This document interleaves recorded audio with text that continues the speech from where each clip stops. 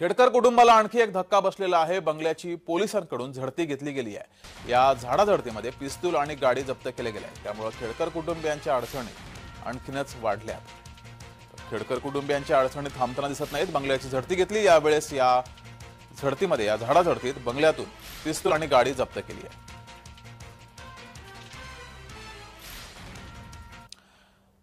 अधिक माहिती घेऊया, आपले प्रतिनिधी रोहन कदम आपल्या सोबत जोडलेत। रोहन, खेडकर कुटुंबियांची या समस्या थांबताना दिसत नाहीयेत।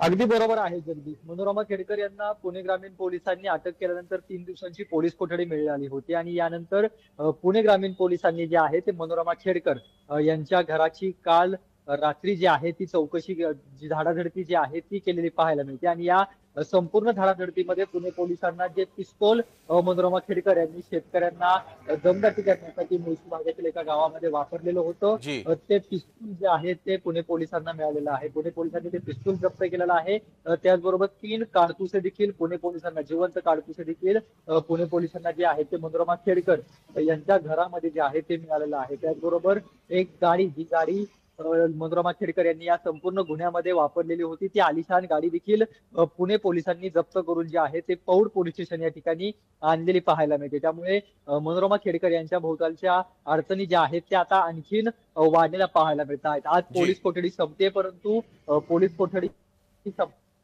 ठीक आहे रोहन, धन्यवाद दिलेल्या माहितीबद्दल।